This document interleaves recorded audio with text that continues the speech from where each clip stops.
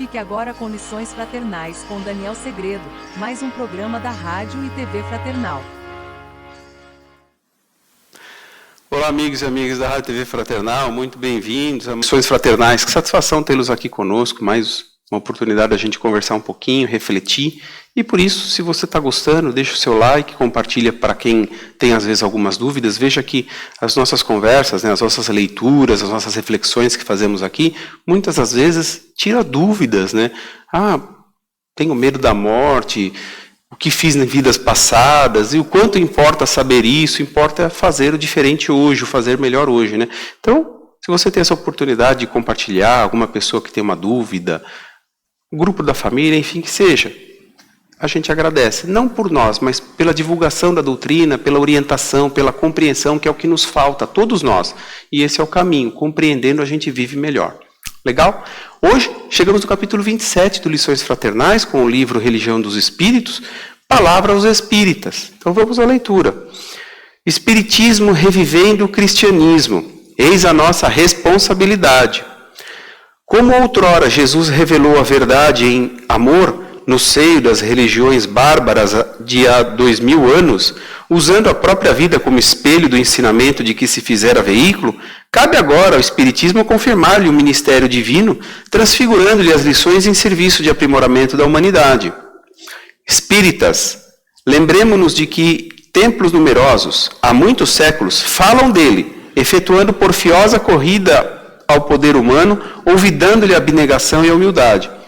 E por que não puderam acomodar-se aos imperativos do Evangelho, fascinados que se achavam pela posse da autoridade do ouro, erigiram pedestais de intolerância para si mesmos.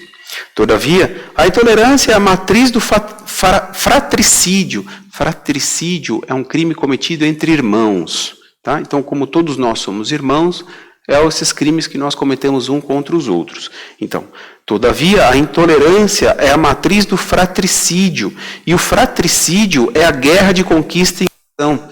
E a lei da guerra de conquista é o império da rapina e do assalto, da insolência e do ódio, da violência e da crueldade, proscrevendo a honra e aniquilando a cultura, renumerando a astúcia e laureando o crime, acendendo fogueiras e semeando ruínas enrajadas de sangue e destruição. Somos, assim, chamados à tarefa da restauração e da paz, sem que essa restauração signifique retorno aos mesmos erros e sem que essa paz traduza a inércia dos pântanos. É imprescindível estudar educando e trabalhar construindo. Não vos afastei do Cristo de Deus, sob pena de converterdes o fenômeno em fator de vossa própria servidão às cidadelas da sombra, nem algemeis os punhos mentais ao cientificismo pretensioso. Mantende o cérebro e o coração em sincronia de movimentos, mas não vos esqueçais de que o Divino Mestre superou a aridez do raciocínio com a água viva do sentimento, a fim de que o mundo moral do homem não se transforme em pavoroso deserto. Aprendemos com o Cristo a mansidão vigilante, herdemos do Cristo a esperança operosa, imitemos do Cristo a caridade intermediata. Tenhamos do Cristo o exemplo resoluto. Saibamos preservar e defender a pureza e a simplicidade de nossos princípios. Não basta a fé para vencer. É preciso que a fidelidade aos compromissos assumidos se nos instale por chama inextinguível na própria alma. Nem conflitos estéreis, nem fanatismo dogmático, nem tronos de ouro, nem exotismos, nem perturbação fantasiada de grandeza intelectual, nem bajulação às conveniências do mundo, nem mensagens de terror, nem vaticínios mirabolantes. Acima de tudo, cultuemos as bases codificadas por Allan Kardec sob a chancela do Senhor, assinalando-nos as vidas renovadas no rumo do bem eterno. O Espiritismo, desdobrando o cristianismo, é claro como o sol. Não nos percamos em labirintos desnecessários, porquanto ao espírita não se permite a expectação da miopia mental. Sigamos, pois, à frente destemerosos e otimistas, seguros no dever e leais à própria consciência, na certeza de que o nome do nosso Senhor Jesus Cristo está empenhado em nossas mãos. Esse é o capítulo 27, Palavra aos Espíritas. Aqui que ele fala nem vaticínios mirabolantes, quer dizer previsões mirabolantes. O Espiritismo veio com esse propósito também. Aqui ele está falando um pouquinho ainda da lição da semana passada, falou um pouquinho aqui de humildade e orgulho, que ele fala que o quê? Que Jesus nos ensinou de que forma? não podemos olvidar a abnegação e a humildade. A abnegação o que é? Abrir mão, desprendimento, que é difícil para nós. E a humildade, ser humilde. Quando não sabe, não precisa subir em cima do outro para crescer, né? Eu e você podemos juntos saber muito mais, esse é o propósito, esse é o ensinamento que a vida nos dá, no ensinamento de Jesus. Mas aí o que nos compete fazer aqui então? Ele está falando palavra aos espíritas. Tá? Esse livro a gente sabe que está linkado, está conectado lá com alguma questão do livro dos espíritas. O livro dos espíritos. Aqui é a questão 798, que Allan Kardec perguntou assim para os espíritos. O espiritismo se tornará crença comum ou ficará sendo partilhado como crença apenas por algumas pessoas? E a resposta veio. Certamente que se tornará crença geral e marcará nova era na história da humanidade, porque está na natureza e chegou o tempo em que ocupará lugar entre os conhecimentos humanos. Terá, no entanto, que sustentar grandes lutas mais contra o interesse do que contra a convicção, porquanto não há como dissimular a existência de pessoas interessadas em combatê-lo, umas por amor próprio, outras por causas inteiramente materiais. Porém, como virão a ficar insulados, seus contraditores se sentirão forçados a pensar como os demais, sob pena de se tornarem ridículos. Então vamos lá. Vamos falar um pouquinho de espiritismo, para a gente entender, né?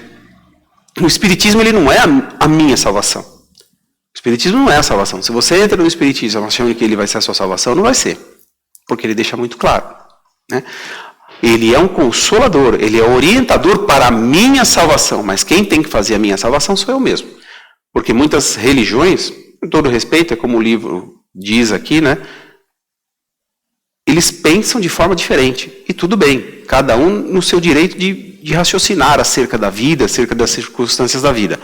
Mas o espiritismo, ele vai dar a minha salvação se eu quiser. E eu terei que trabalhar nela, eu terei que buscar por ela. Ou seja, eu terei que ir atrás da minha salvação.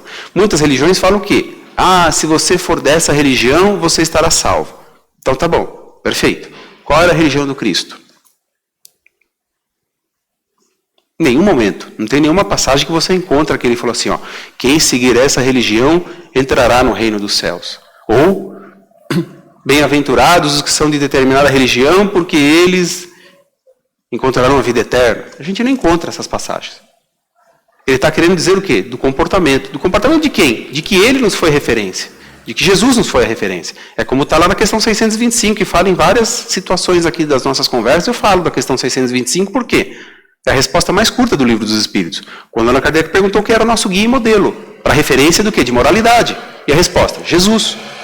Então ele já deu. Então pega os ensinos dele, é isso que o Espiritismo vem trazer. O cristianismo redivivo. O que é cristianismo redivivo? Já convertamos aqui também. É a palavra do Cristo pura e simples. Pura e simples. Pega a palavra do Cristo e interpreta a palavra do Cristo. Não faça para os outros o que você não gostaria que te fizessem. Olha como é simples, mas olha como é difícil colocar em prática. Por quê? Como a gente já discutiu na semana passada, na semana retrasada, acredito, sobre orgulho e humildade. E aí a dificuldade para isso? Foi na semana passada. Orgulho e humildade. E para eu quebrar meu orgulho?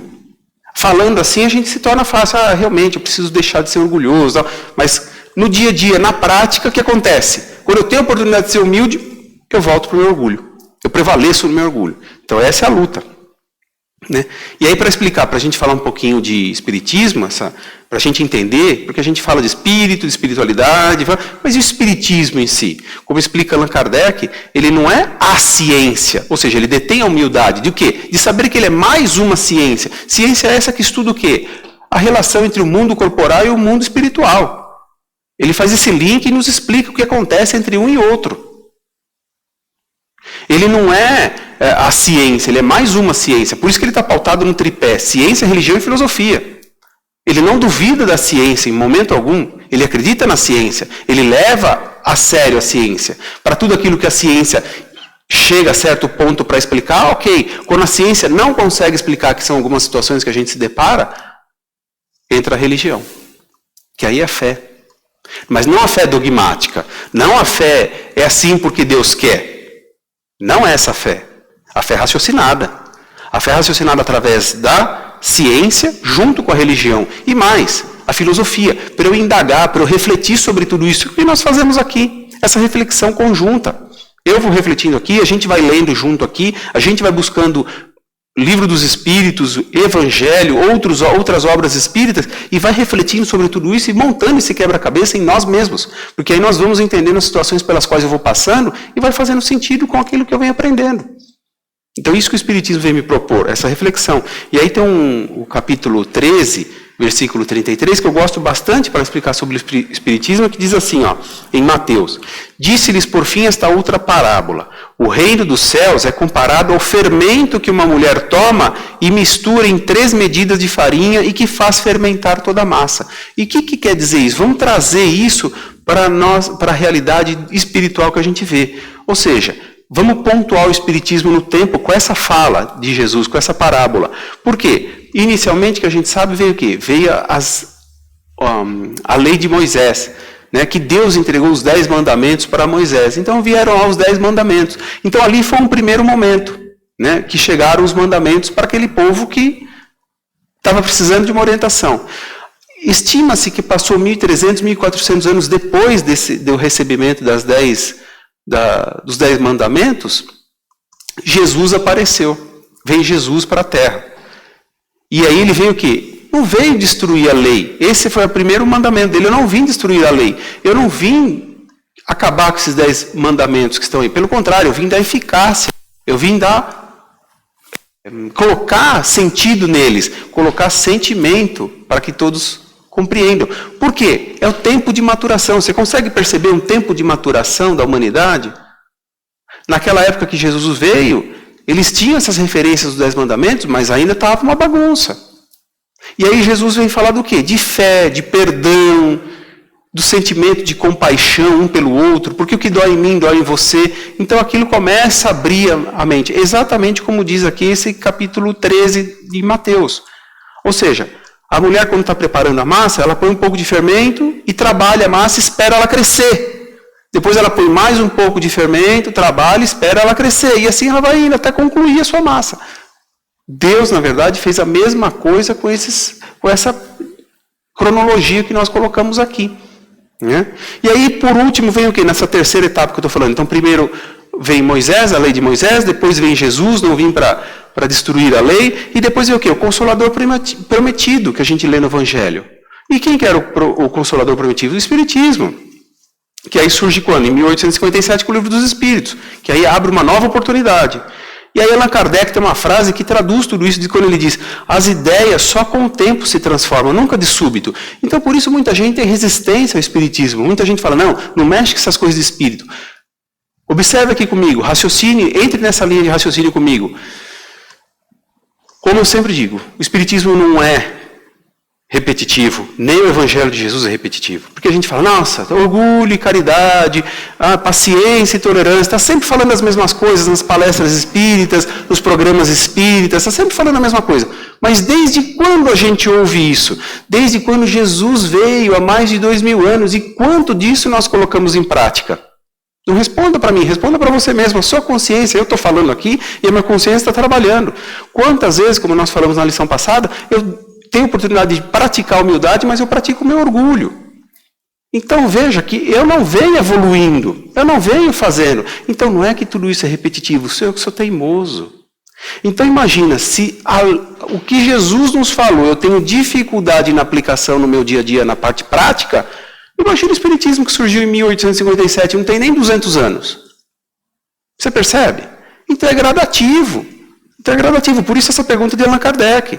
Se ia ficar só com algumas pessoas o Espiritismo, se ia só ficar... Não, vai evoluindo. Muitas pessoas começam a fazer sentido. Mas espera, por que essa pessoa é minha mãe? Por que aquele homem é meu pai? Por que eu estou nessa família? Por que isso me acontece? Por que um é doente e o outro não é? Por que um é rico e outro é pobre?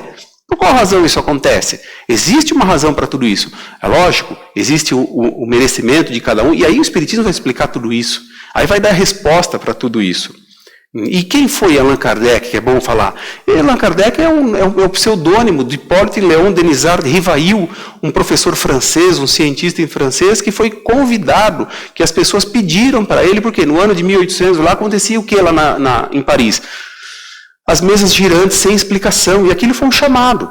E ele era totalmente ascético, ele não acreditava em nada. E ele foi chamado para quê? Para estudar aquele fenômeno, porque as pessoas não entendiam, em certas casas as mesas giravam. Como que isso acontece sem ninguém fazer nada? Que energia é essa? E aí foi a oportunidade que teve. Por isso eu faço a referência aqui para a indicação, na verdade, para assistir o filme de Allan Kardec, para você entender quem ele foi. E então ele não é um santo no espiritismo, na verdade, ele é um homem, e ele adotou esse pseudônimo de Allan Kardec, por quê? Porque, segundo os espíritos, foi uma encarnação dele passada. E aí falaram, adote esse nome para não confundir o homem, o cientista, o estudioso, do homem estudioso do espiritismo, o religioso. Está vendo como é curioso? Olha só, para tudo ter uma explicação. Então, o espiritismo vem me ensinar exatamente isso, buscar a perfeição moral. Mas que ele não traz uma nova moral, ele traz a moral do Cristo. Ele só está reafirmando e está dando mais explicação. Mas, Daniel, se a linguagem do Cristo é simples, por que eu preciso da linguagem, do auxílio dos espíritos? Porque eles vão nos ensinar. Esses espíritos que nos ensinam através de livros, do livro dos espíritos, o que quer que seja, eles já vivenciaram aqui e gradativamente evoluindo e hoje eles nos instruem. Essa é para facilitar, mas a lei do Cristo não é fácil, mas quanto que a gente coloca em prática? Não faça para os outros que você não gostaria que te fizesse. Você coloca isso e todo dia na prática do seu dia a dia? Responda para si mesmo, sua consciência sabe. Esse é o chamamento que ele vem fazer. Então, a essência da perfeição é a caridade. É isso que o Espiritismo vem falar. Por quê? Fora da caridade não há salvação. Esse é o lema do Espiritismo. Tanto que Chico Xavier disse que se Allan Kardec tivesse escrito que fora do Espiritismo não há salvação, ou seja, atribuindo ao Espiritismo a salvação, ele teria seguido um caminho diferente. Mas não, o lema do Espiritismo é o mesmo do Cristo, que Cristo já nos ensinou isso. Quantas vezes a gente não leu no estudo anterior do Espírito da Verdade sobre caridade? E nesse também, quantas vezes a gente já não viu caridade, falando sobre caridade? Por quê? É a essência, é a perfeição. E a caridade, aquela caridade ampla, não pensa só na esmolinha de um trocado que a gente dá para um pedinte, não. É muito maior. Caridade moral, caridade material, o Evangelho também vai falar disso e vai explicar a diferença entre elas, para que eu saiba usá-la, para que eu saiba aplicá-la no meu dia a dia. Então, esse é o lema do Espiritismo. Fora da caridade não há salvação. É o lema do Cristo. Viver pelo próximo, doar-se, entregar-se pelo próximo. E quanto disso a gente vem fazendo? Essa é a reflexão que a gente tem que fazer. Eu vou ficando por aqui, espero revê-lo no próximo programa. Até lá. Tchau.